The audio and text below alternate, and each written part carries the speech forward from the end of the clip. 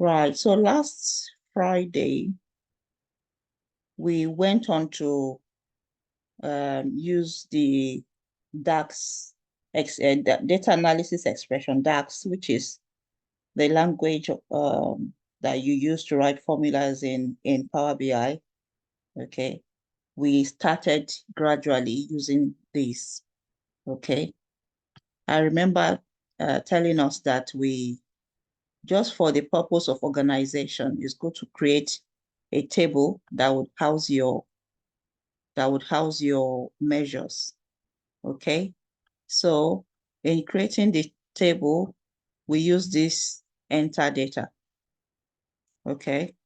So this table enter data. And all we did was to give the table a name. The name we gave it was measures. Okay, we just gave it the name measures, and that's it.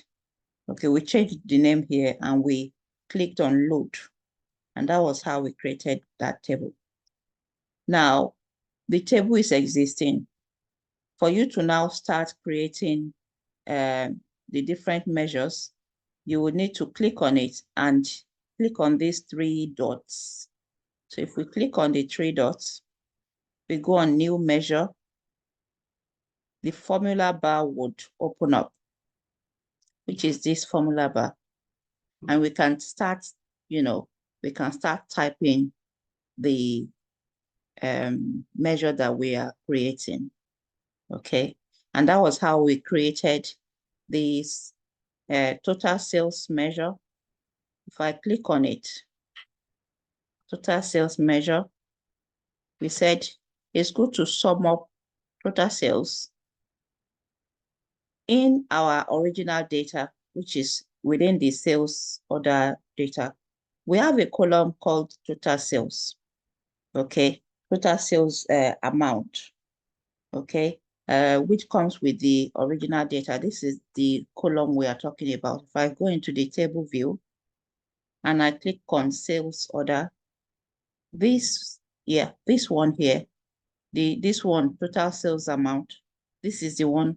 Okay, so, and someone could argue that since we have that total sales as a column, we can just, come and drag it and use. And yes, we can. I think we showcased that in our previous recording. So one can do that. For the better practice, okay, there's a way that you do something and you are doing it by obeying good practice of that, or good ethics of the profession. And that's what this is about. This is you just, creating measures, calculations that they are not physically there in your data set, in your report. They just tend to float around. Okay. So it's nice to have all these different columns, created as measures rather than just dragging them, from the column. Okay. One other good thing about creating measures, okay, we created the simplest form of measure. We started really simple. We said total sales, or total underscore sales, equals sum.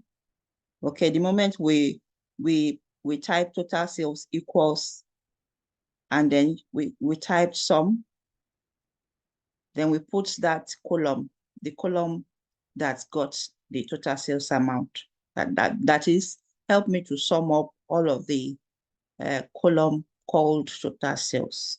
Okay, that's what this is. Okay, and we type that, we committed it. You can just click enter after you have closed all your bracket, and that's done. Okay, and we validated. How to validate is you could just pick a card, and check out what you have just calculated, that it's got a value to it. Okay, just to be sure that it's not blank. Okay, and we did the same for total cost. We just, total cost equals sum of total cost, and that's it. Total quantity, just to know the quantity of products that were bought. we just put sum of product count. That's the column that's got our total quantities in. Okay. But when we were creating total profit, we did a total profit by using just sum. Give me a second. Just a second.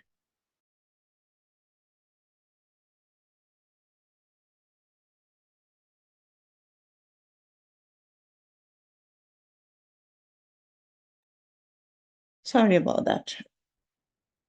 So, but for total profit, we couldn't just do sum of total profit and that's it. There was a condition that we were given in calculating our total profit. And the condition was that if we go into the table where we are checking the work we are doing, this task description, that table says that any orders with exception flag on the sales order are not to be included in any profit calculations. Okay. In the original data set, what we had was in the sales order for exception sales, this is the column it's talking about. What we had was true and blank, which we changed to true or false. Okay. So what it's saying is where the exception sales says true, don't add up the profits. Don't include the profit for those in the total profit calculation. We only want profit calculation for when exception sales is false. And we decided to change from true to false to 0 and 1 because some of our that calculation was not willing to combine text and the number or numeric, figures together, so where we have 0 is the false. This is the one we need. Where we have 1 is the true, the one that we won't be including. And most of them, if not all of them, are actually negative, which is good because this would have brought all of these huge negative numbers would have brought the profits down too much. Okay. So I'll clear all filters. Okay, so because of that, the way we calculated the profit, we had to introduce a new layer to our DAX calculation practice. And that is the function called calculate. The calculate function helps you to perform different functions, but allows you to introduce conditions, filters, okay? So we are saying that, fine, calculate sum of the total profits, which is this total profit column, this one, total profit column, calculate it, but after you have calculated it, we want you to calculate for only where sales order exception is equals to 0. Okay, and it's made sure to apply that. And now what we have for total profit is 11.25. If we don't put this condition, what we would have for total profit when we compared would have been 11.16. So all those huge negative numbers we saw brought our profits down. But when we remove those with the condition that we were given, this it increased the profit, better. So we've applied that condition. Now we have this. And then we went on to calculate the profit margin. Profit margin is just a way for you to compare. It's the ratio that compares the amount, what percentage or what ratio of the total money we made from sales, what ratio of it is our profit. Let's say we've gone to the market, we've sold everything, and everything we came home with is £100. Out of this £100, how much is our profit? So comparing the ratio of the actual profit to the total sales. That's what the profit margin is about. And it's also a simple DAX function that we use. We use the divide. The divide, we just said divide total profit, which we calculated, by total sales, you know, and this comma 0 here is just like when you use the divide function to divide something, the last argument, this 0 here, it helps to take care of, you know, some conditions where you make division and you are getting some weird numbers. Maybe you have gone on to the, like where you have 0 divided by 10, you know. So instead of it to bring what we will call back in the day impossible, it just makes that particular column, it just substitutes for 0. That's why divide function is better. We could have just said, if I create another measure now, we could have actually put profit margin, and this is just for profit underscore margin now, just to differentiate from the old calculation. Profit underscore margin equals, you know how we do divide, total profit, which is this one, divide, that's the slash. We could do that, divide total sales, this total sales, you know. We could easily do that, commit that, you know, and make it into percentage like we did. Okay. So if I decide to validate that and check if that, this is the new calculation, profit underscore margin. You see, it's not different from, the answer is not different. Where we may start having problem is if we decide to put this in a table, you know, I'm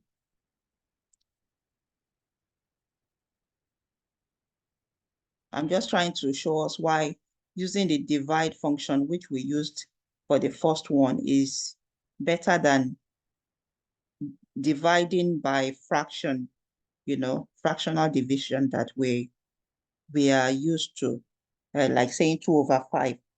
Okay. So if we maybe create a bit of table,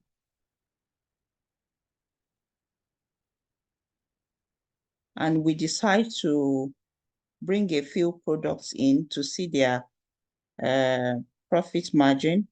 So if we go into the fruit list and pick fruit name, okay, so fruit name, yeah, I picked that, and I just decide to just use, I want to see what profit margin these fruits brought to the table. Okay, so the two profit margins, if I bring them in, let's see if we'll get these and these. Okay.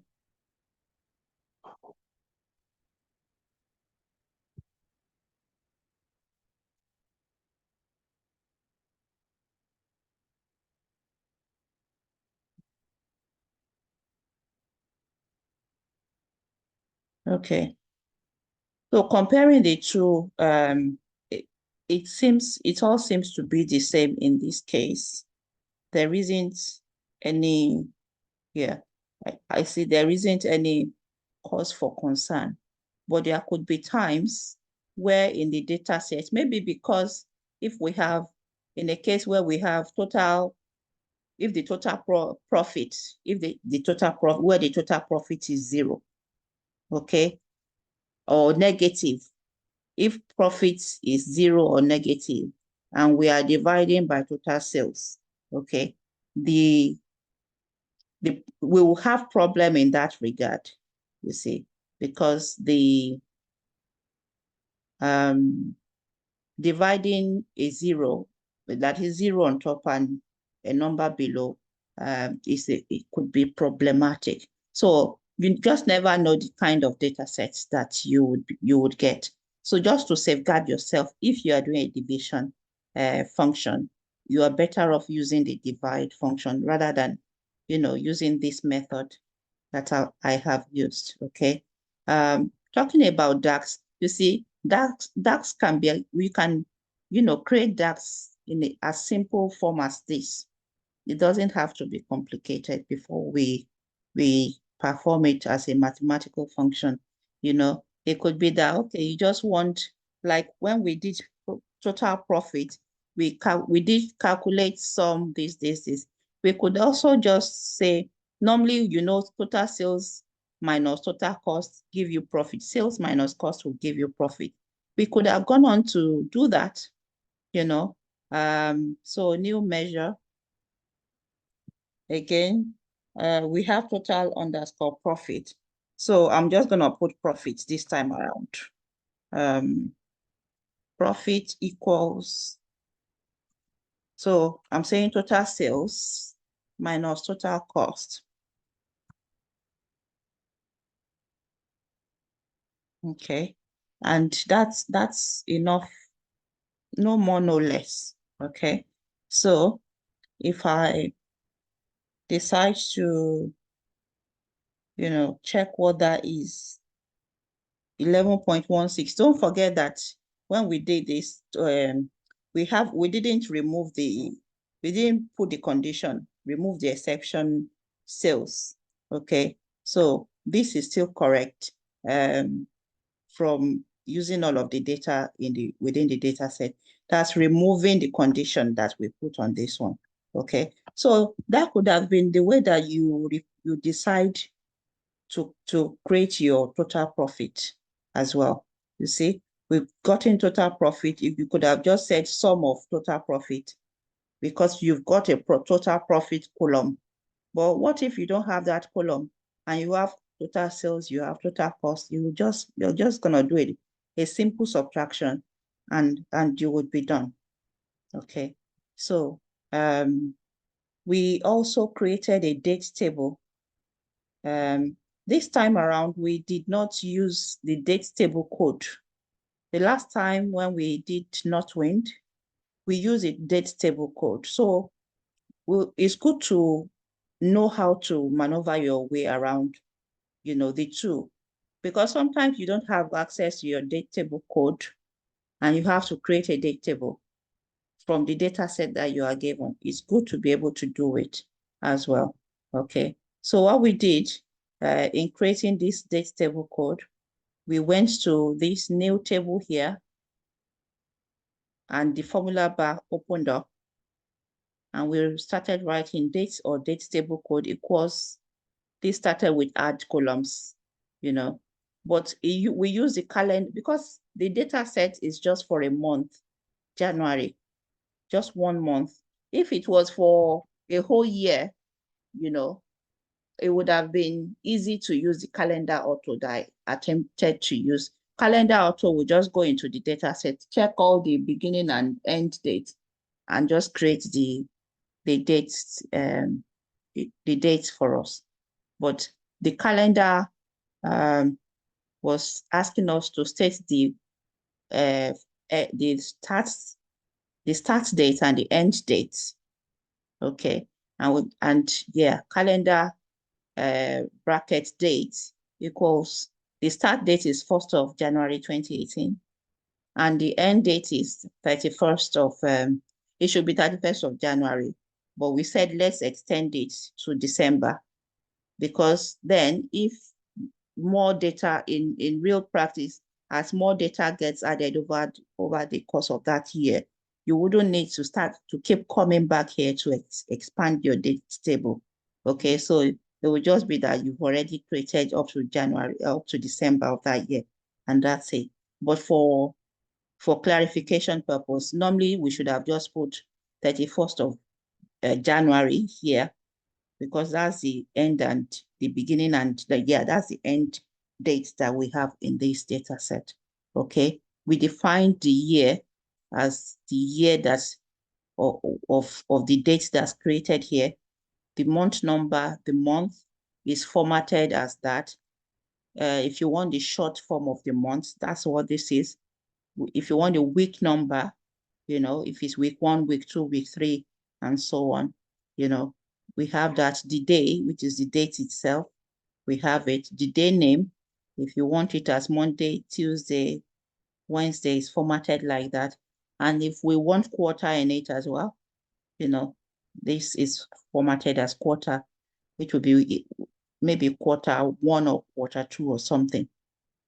Okay, so that's what so this last one is saying add Q to the quarter. So it will be having Q1 or Q2 or Q3, because this ampersand symbol here is to add 2 things together, combine 2 things together. So we are combining the letter Q to whatever the quarter of that date is. Okay, so that was what we did on Friday. Okay. Let me see if we can try, you know, if we can try and recreate this date table. I'm suspecting that if we just go by the explanation and we don't really see it in action, we may not get it. But the result of the date table was this in the end. Okay.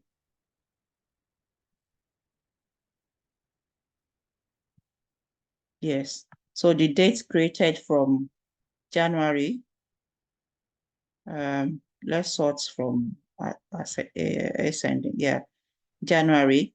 Okay. And immediately we come here, you can see the different tools on top that you can use to format your column. Then we have the year part of it. The month number, January is month 1, and so on. February is month 2. The actual month is extracted out. So it's from this date here that every other column here is made. And how that works is, if we take the first part, just this first part, you know, this calendar, you know, part, and just put this first line, it creates this first, and then you can keep adding column and creating the rest of the, like the month part, the year part. In Excel, it will be text equals text also, or equals month that you would use. Okay, so let's make it a little practical for us to help us when we practice on our own, just in case that explanation is not in itself enough. Okay, so if I come here and we are creating a new table, now it's different from this enter data table, by the way. This is table that you now want to create by DAX. You want to create with a formula. This table is the one you create manually. The one we use to house the measures, okay? But the table for date table or any other table that you are creating with calculation, it would be this one here. Yes, new table, this one. It would be this one. It says write, if I hover on it again, it says write a DAX expression to create a new table. Okay, so if your table is being created with a calculation, this is the one you would use. If you are creating it manually, it says create a new table by typing or pasting in your content. So you are doing that manually yourself. That's the one to use. Just thought we needed to clarify that. Okay, so let's try and recreate another date table and see how this works. This particular date table, I'll call it dates, maybe just dates equals, okay. So we are saying that let's use the calendar function. And immediately I clicked on the calendar and opened the bracket. It's asking for start date, okay? And the way that start date was written is 20 2018 is the year first. So 2018, then the month, I believe. So 1 and 1. Sorry. 2018. No. 2018. I need to go back and look at how it's written. 1, I believe, comma. Then the end date is 2018. 2018, we can say January as 1 and 31. Okay, I've not done something right there, but we'll go and check the other formula and see how that first. It says syntax for 1 is incorrect. Okay, DAX calendar 2018 11, comma that. Okay, so let me go and do okay, yes. So it will be comma and brackets. Okay. Let's redo that. So 2018, comma for this and comma for this. And we bracket that up.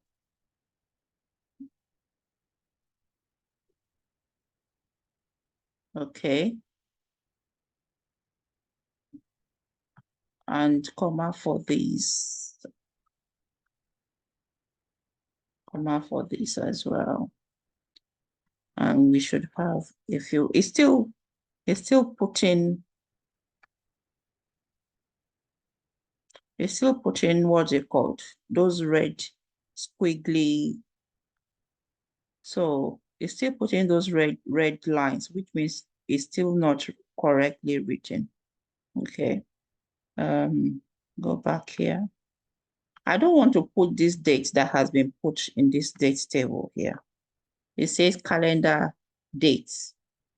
Normally the formula should work without you putting dates, adding date here and adding date here. Okay. Normally calendar function should work without you saying dates in the middle here is my argument, you know, but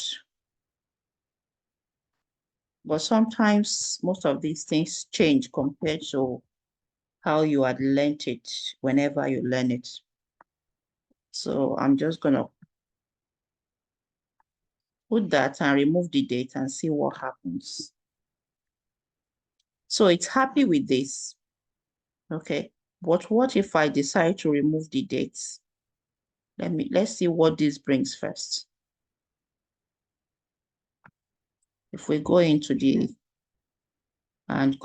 date, and if we click on that and change it from date time to just dates, so that the time beside it will disappear and it will be more readable. Okay. So let's see, calendar, dates, and then, so we have to put date and date. If we don't put the dates, what would happen? Let's see.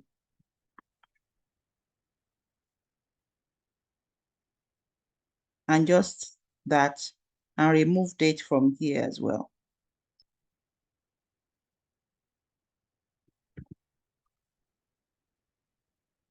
And remove the brackets, I think.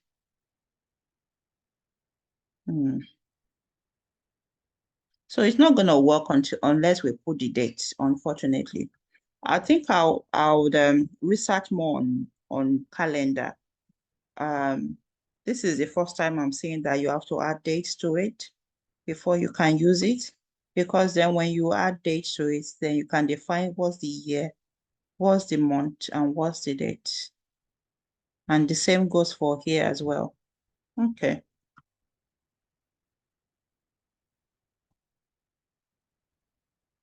Okay. So it's strange because when you put the calendar on its own itself, it's asking for the start dates And it should just be, you should just be able to put the date without needing to put this date function.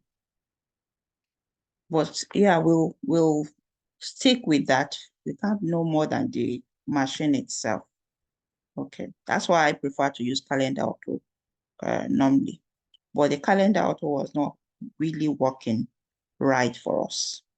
Okay, so when this first one is this first column is created, we can now start creating the other columns that we see here. Where's that date table? Like the year now, we can add the year on top. If we go back to our original one that we are trying to recreate, and we come here and we say add new column.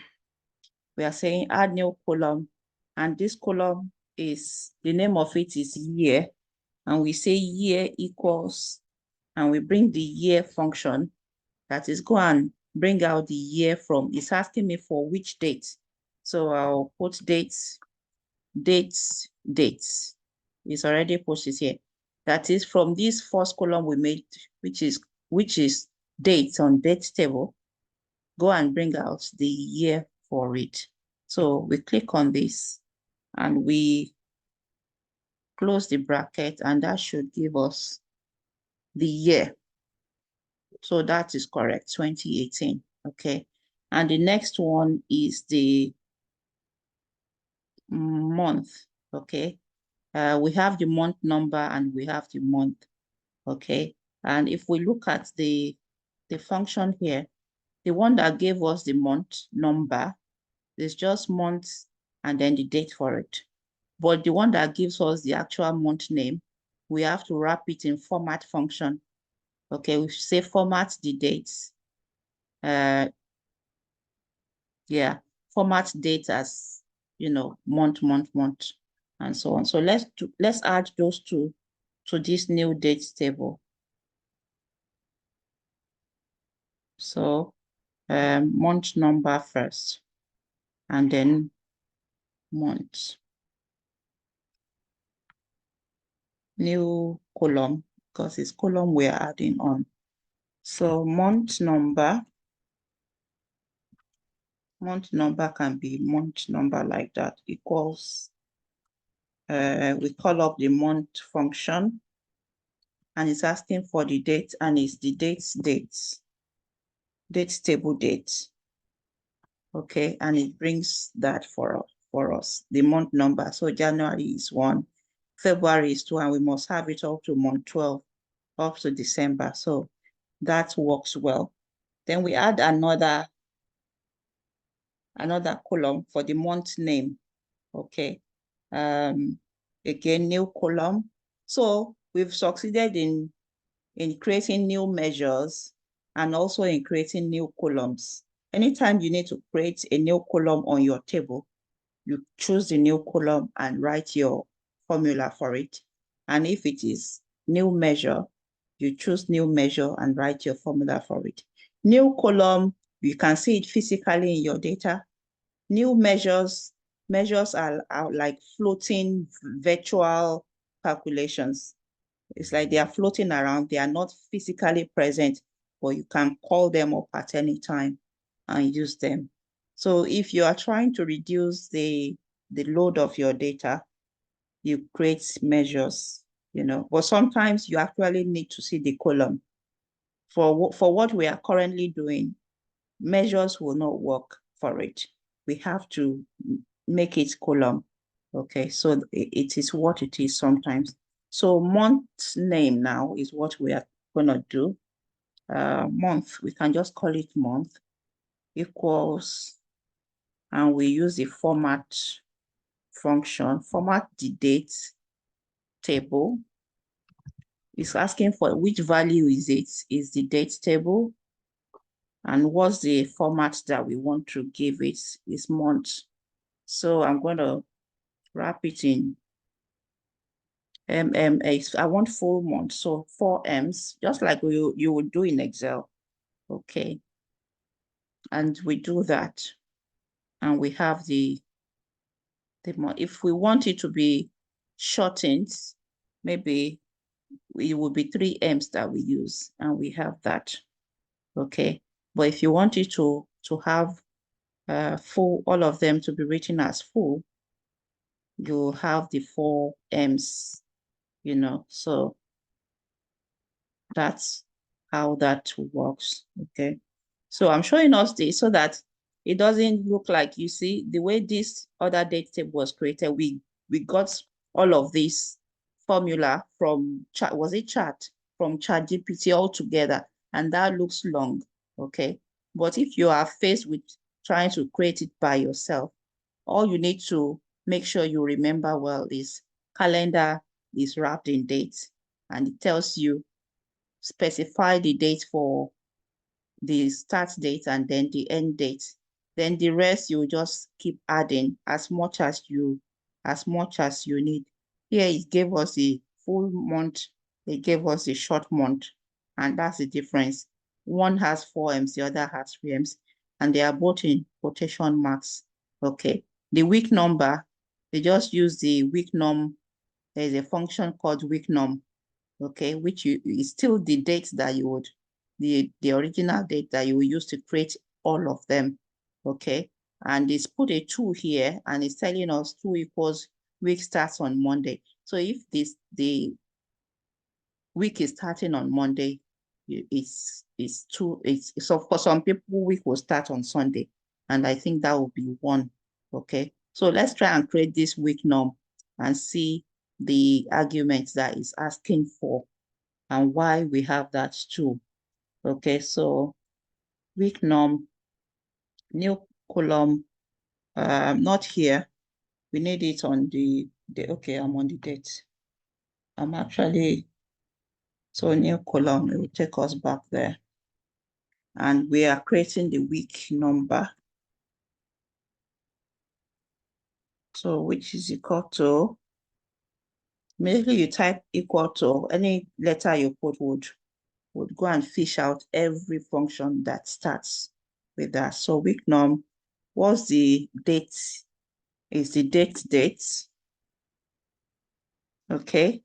And return type, comma, return type, okay, so all these numbers, they have their meaning, but we saw 2 in that one, so I will also put 2, okay? And we saw the explanation that if your week is starting on Monday too, I believe if it's Sunday, it will be 1. The rest of the numbers, I have no idea what they are, but all the options are there, you see. So we'll see that for 2018, yeah, week number, it should be week num or up to 4.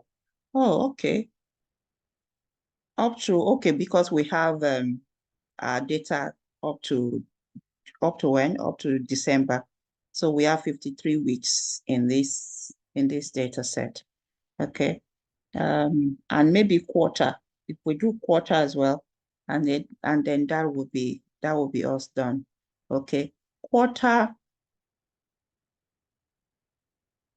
we'll do quarter in two columns. We'll first do quarter with just the number, and then we'll do the one where it adds the Q to it. Let me show you what I mean.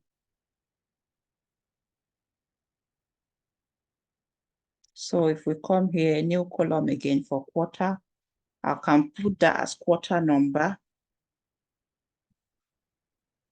Quarter number equals format.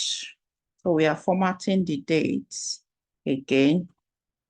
Dates, comma, and it's 1 Q. And then we close that up. And that gives us quarter 1, quarter 2, up to quarter 4. Yes, up to quarter 4. So, but if we don't want it to be just Q1, we want Q1, Q2, Q3, then we can do that within this formula, or to make it easy to understand, do it in another column, okay? So this time around, I'll call it quarter equals, so because we want Q to be added to the front of the ones. So I'll just say Q. Then the ampersand sign that you use to combine something. And there's no space between them. Q and 1, Q and 2, they are almost together. If there was space, we'll put a space in quotation mark between them. But right now, we're just going to add them together. And we are saying add it to the column quarter. This and is brought a date quarter number. Okay, add it to it for us. And let's see what happens. So there we have it. So what this means is Q and 1. Okay. If I wanted space between them, I will say Q and then we put space in brackets. Then we put another and. Okay. So it will be Q and space and the number. So if we do that, this is what we'll be having. Can you see? Q space 1. Okay, but that's not what we intend. So we'll remove those extra layers and, have this. Okay, and that's how, if you don't have your table code, that's how you can create a date table using DAX from the beginning. The only part or the major part that one needs to remember, okay, is this, okay? And immediately you put the calendar function or calendar auto. If your data is large enough that it spans maybe months or a whole year or years, calendar auto will not stress you. Just do calendar auto and you won't need all these extras, you see. But in this case, it's just the 1 month and we needed to do this bit, okay? And the rest will just be, you are adding column, creating the formula, adding column, creating the formula. You see, and if your what's it called? Your knowledge of Excel still serves well. You'll remember that in Excel, you use this formula to extract month out of a date, month number out of a date, quarter, and your year rather out of a date, you see. So that's how that works. I think those are the major things we did on Friday that was not recorded. Is there any other thing that anyone can remind me of that we did and we said to repeat it? Anything else? Can you repeat the profit margin formula? Yes, okay. So profit margin, this one here, we just said, because profit margin is you are taking your profits and dividing it by the total sales. Okay, so we did total profit, which we already calculated, by the way. Total profit, comma, immediately you start the divide. So let's start it from scratch. Immediately you start the divide, you see this dialog box on here. It says, what is your numerator? Numerator is the number on top. That is the total profit. Okay, we choose that. Comma, what is your denominator? The one below. That's your total sales. We choose that as well. Then comma, it's asking for what's your alternate result. That is, if the answer is doing somehow, what should I bring? We put 0 there, okay? And we close the bracket and we press enter or we commit, okay? And after doing that, because profit margin is expressed as percentage, we just made sure to convert it to percentage here by clicking percentage, this percent sign, okay? While you are on it, just click the percent sign. If you don't want it to have decimal places, just reduce it here, okay? You can do the same for any of these numbers. if you want it to be total profit, total underscore profit, you can click, if you click on your measure, it brings all of these that you can use to format it the way you want. Okay, if you want that to also have 0 decimal place, or use this one here, okay, it would work. Okay, can you see this became a whole number? You can do what you like. It was decimal number, but I removed the decimal places out of the way. And this was rounded up because it was 39 point something that could be rounded, that could make the number round up to 40. Okay. And that's that one. Any other question? I remember we did use the calculate function to practice. We said, let's say you just want to calculate only total sales for Apple. Rather than saying total sales and that's it, you can actually use the calculate, because calculate allows you to filter to your taste. So we said calculate total sales, comma, immediately we put comma, it's asking for what is your filter. You see, if I put that out and I say calculate total sales, comma, this comes up and says filter 1. What do you want to filter by? And what I want to filter by is the fruit list name. Okay, fruit name. I'm saying where the fruit name equals, and I put Apple in double quotes. Okay, and we close that bracket. So I'm saying calculate total sales for me where the fruit list name, where the fruit name rather is equal to Apple. And I commit that. And the only number it will bring will be total sales that we made from selling apples. Okay, that's just how it's nice to be able to use the calculate function, because it helps, it makes life easy. Okay, let's say I want to say what's the total profit we got from so maybe from team list. Now if we go into the team list and we decide to calculate how much profit Luke's name, no, not the team leader, the salesperson, how much profit Steve brought in.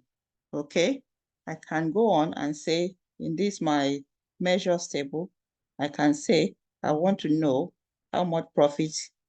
So new measure is Steve's profit. So Steve underscore profit equals. So I'll introduce calculate function. What's the expression? It is total profit that I want to use. That's my expression. So total profit, comma, then what? Then I say team list. So team list salesperson name equals, then because Steve is in text, I'll put Steve in text. If it's number, there's no need to put that I'm using. There's no need to put that in quotation marks. And so we've just calculated the profit that Steve brought in. And if we again use this to check Steve's profit, you see, this is how much Steve made for us within the year. Okay, and if I remove team leader from here just for a second, and I bring a team under team list now, I bring the salesperson. Let's see what Steve brought. This is Steve here. And if we look at that, I'm hovering on Steve, and the total profit for Steve is 252,203, which is the same as the calculation that we got. Okay. If I go into total profit and just try and put a comma to this, so that is more readable. and I hover again, 252,203. And the calculation we got is 252,200 and whatever something there. Okay, if I, what's it called? If I saves profit, if I decide to remove the K for that one and just make it, remove the call out value. If I decide to display units, I put none there, it brings exactly that value, you know. And if I decide to remove the decimal place as well, because that decimal is not really, so Steve on here is 252,203, and that is what the calculation, you know, gave us as well. Do we see how calculate function and simple functions like sum, take away, divide, even multiply, you see, those are the places to start when you are doing when you're doing your DAX. So today we've managed to see the different ways to create your measures, why we create measures, and why we create added column. We've created a new date table from beginning using DAX this time around. Okay, so now we are equipped with creating date with using DAX as well as using our date table code, whichever one we are comfortable with. Okay, we just need to keep practicing and we'll get used to it. So you do all of that by clicking on those three ellipses and you see new measure, new column. There's quick measure, which is a lifesaver. It saves you from writing all these most of the time, you know. So we might look at, we will look at how to use quick measure at some point, maybe when we finish answering all the questions that we have. Okay, now we are not going to keep all the dates table. We just need one. Okay, so we'll choose one and maybe I'm just going to hide. Okay, actually, I'm just going to hide this one from the model. Okay, and that's how to hide it. Just click on the eye that you see there. So that's hidden from our model. And we stick to the one that we already had. So God willing, by tomorrow, we can carry on with the rest of these questions. We already know what our data model looks like. And I'll change this back to team leader because that's what that should be. I was just trying to team leader, yes, because that's question 1. It says we should look at team lead, how they performed, total profit for the month by team leader. So that first one we did quite a while ago. We just haven't formatted them. All these ones, let's take them out. They were just for illustration purpose. Okay, we'll look for a way to present this in a really nice way, but let's finish answering all the questions and we can arrange accordingly. Any question? Sorry, quick question. Before we go, which Yes. date table is actually suitable for this 1 month project? The calendar function, this one, the date table, this one. Oh, not the one we created manually. The one we created manually, yes, that's the one. This one is also created manually. The one we did today is also created manually. So those two are both the same thing, really. Okay. Yeah, the two are the same. It's just that this one, we put all the formulas in all at once. Okay. But the second one, which we did today, we looked at the step-by-step guide on how this was actually created. Okay, okay. It's just a break. Today is just a breakdown of this, so they are both the same thing.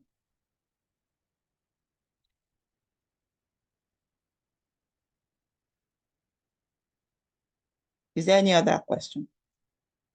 Okay, if there isn't any, I think we've exhausted, we've more than exhausted our time. Is there a class now?